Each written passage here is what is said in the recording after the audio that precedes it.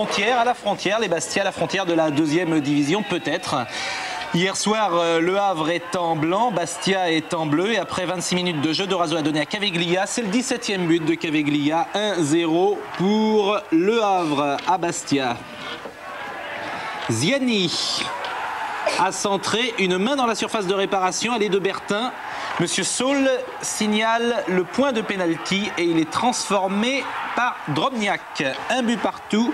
C'est le 11e but de Drobniak, le meilleur buteur du Sporting Étoile Club de Bastia. Nous voici en deuxième période. Dorazo au départ et à la réception d'un 1-2, d'où le nom 1-2. C'était Huvenard qui lui avait donné le ballon. 2-1 pour Bastia. Ce n'est pas terminé. Un centre de Ziani et Rodriguez une fois.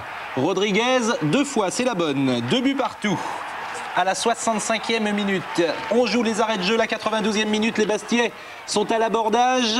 Le ballon va arriver dans les pieds de Ziani qui fait un malheur cette saison avec Bastia. Il donne et parfois il marque. C'est le 3e but de Ziani depuis l'ouverture du championnat. Et on comprend mieux les événements spectaculaires qui ont marqué cette rencontre, à commencer par l'incroyable partie de Christophe Revaux. Le gardien havrais a tout arrêté ou presque. Un aperçu de son immense talent. Une tête de Drobniak.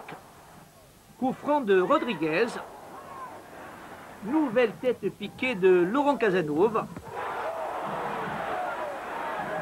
Cet autre coup franc de Bruno Rodriguez. Ou encore ce superbe tir de Stéphane Ziani.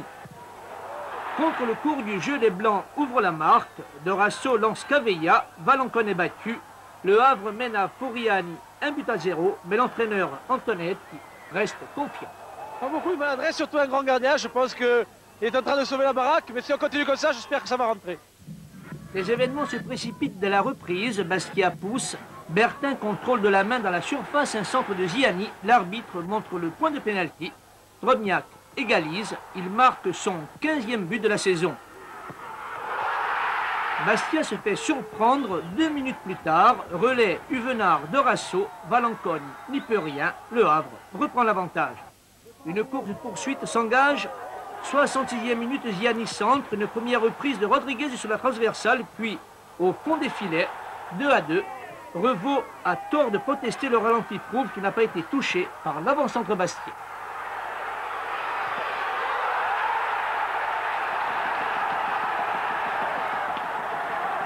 Et puis toujours Christophe Revaux qui sauve une première fois la mise en repoussant à 2 reprises et à bout portant les tirs de Rodriguez et de Laurent Casanova. Du grand art. Mais il ne pourra absolument rien sur ce boulet de calon de Stéphane Ziani en pleine lucarne. Sur un très bon service de Laurent Casanova, je frappe sans poser de questions et ça rentre quoi. Bon, jusqu'à présent le gardien avait fait des exploits. On n'y croyait plus et finalement c'est rentré, tant mieux. J'avais à cœur de marquer à Furiani, surtout dans des conditions comme ça, dans un match hyper important. Ça me fait d'autant plus plaisir de l'offrir au public de Furiani et j'espère qu'il sera synonyme de maintien. Quel match hier à Furiani, les Blancs ont été battus à la régulière. On comprend mal l'agacement de l'entraîneur havrais. On n'avait pas droit à grand chose ce soir. Vous mettez en cause l'arbitrage? J'ai trouvé excellent. Excellent arbitrage.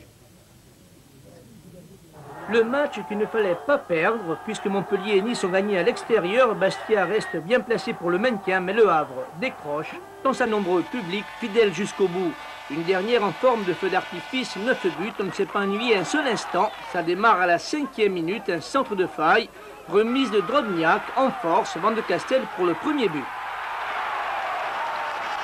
2 minutes plus tard, encore faille, Rodriguez pousse le ballon dans les filets, 2-0 pour Bastia.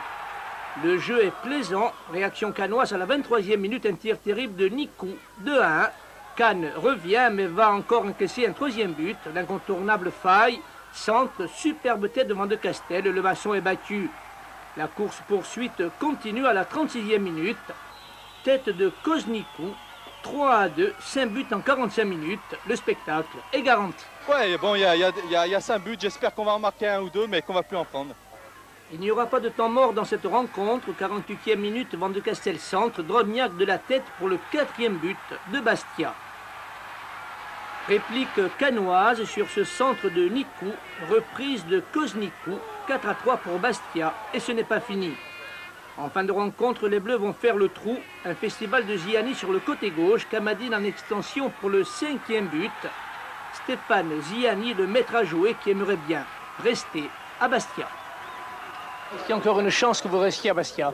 Oui, il peut y avoir une chance, mais honnêtement, je vous dis, je suis même pas, moi-même, je ne sais pas ce que je vais faire, alors il m'est difficile de vous le dire.